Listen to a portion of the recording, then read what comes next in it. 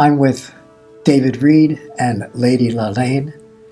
And David, I know that you are one of the great figures in martial arts and a grandmaster with studio and studios of your own.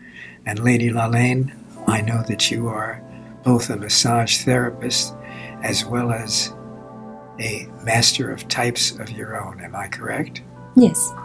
Could you each tell us just a little bit more about yourselves? David? Okay. Well, I first started martial arts in right around 1970. I did jiu-jitsu and judo. And then later I met a friend and I started training in KungFu-School. And then I met another instructor and I started taekwondo. And that led me to Bruce Lee's system, Jeet Kune Do. And when I was about 15, 1975, I started training, getting private lessons in that system, which is like modified Wing Chun. And then from there, I met another instructor who was a KungFu-School black belt, and I started formal lessons in a studio. Before that, it was all private. And over the years, I've been doing it now 47 years. KungFu-School I've been doing like 37. So yeah, since the late 70s. And it's taught me basically how to live my life. And I follow a certain, the way of the warrior, I guess is the word, or the spiritual warrior, how to live my life according to those ideas and concepts.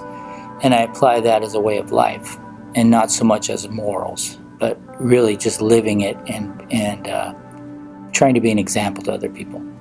And I'm going to be asking you about that in just a minute. But Lady Lallaine, how about you? Well, I'm a baby compared to him.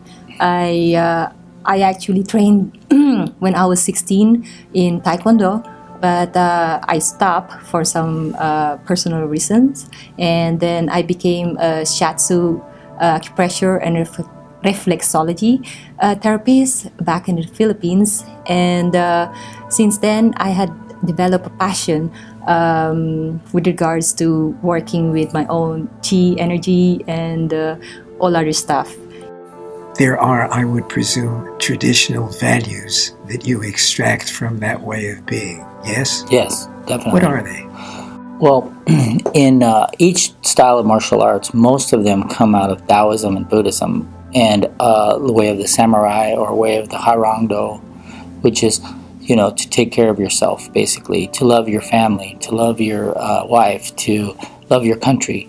But there's also to be at one with yourself, to be at harmony with nature, to not hurt anyone for any reason other than for self-protection and defense, and maybe your family. So we follow that. Our whole thing is about going inside and learning and finding who you really are. And martial arts is a vehicle for that. It's not just about kicking and punching and self-defense. It's a whole way of life.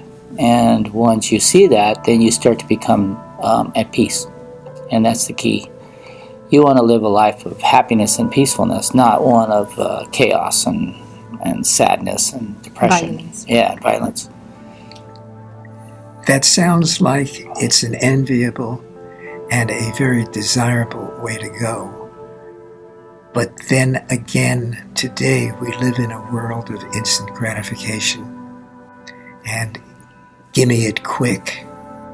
How do you find whether it's easy or difficult or even possible to integrate those traditional values in today's society? Oh, well, this is why meditation and doing, let's say, Qigong or Tai Chi is so valuable, because it takes you into a place of being inside yourself, in a place of oneness. You separate yourself from the world as soon as you walk into the classroom, as soon as you're there. But what we teach is that you can take this and do it anywhere. You can be at peace at the beach, at the park, at the mall, or wherever you are.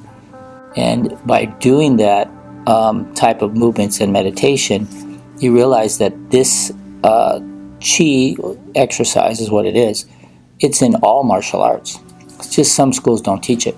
Maybe they don't know. But we definitely, this is part of our class. and it's a part of who we are as instructors, is we are way showers. It's not about us, it's about helping other people, and that's the key. If you're giving, you receive. So both you and Grandmaster Valeri come from that same point of view, yes? Yes, definitely. I wanted to follow up, David, with you on that in terms of the impact meeting Valeri had on your life and your assessment of him in terms of his being the real deal as opposed to a dabbler. Yeah, well, a lot of people may not be aware, but in Los Angeles and in California, you have a lot of people who want to be famous. And they are seeking this, so they make up or stretch the truth about martial arts and what they do. And the reality is, he didn't do this. He actually trained his whole life in Russia in martial arts. And so I finally, it's rare, but we come across a few of them that are actually really, this is what they do. They do martial arts, and then everything else falls into place for them. So that's why we were very happy when he invited us to come to his school and to be at his party. And I realize that there's a lot of people out there in the martial art community who they're only focusing on themselves. And so we're very fortunate because we get to meet somebody who is an amazing martial artist and become friends with them and learn from them too.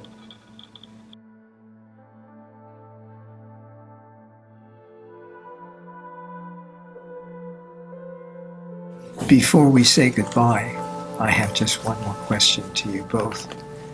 Having talked about traditional values, having talked about modern society, having talked a little bit about what those traditional values are in modern society, how do you find that you integrate these values into life today, 2017, Los Angeles, USA, the world? How I integrate it through actually part of what we teach in our studio is, like I said, meditation. And by doing meditation and doing the techniques in a meditative state, in a sense of being aware of your breathing, and then taking the ideas and applying them. What I mean by that is take care of yourself, right? Don't hurt others. Don't hurt yourself. And if you are in a state of taking care of yourself and helping others, this starts to become a natural thing. It's almost like you don't have to think about it. You always are putting that first. And so it has to do with attitude, and it has to do with, I would say, learn to have compassion for other people. Because if you have compassion for people, you don't know the situation they're in and what led them to whatever problems they have. And once you have compassion for others, it changes everything. Because then you're no longer the person that's their enemy, you're their friend. And so if you teach that brotherhood, because that's what we are, we're all here on the planet together. It's not about you and me against each other.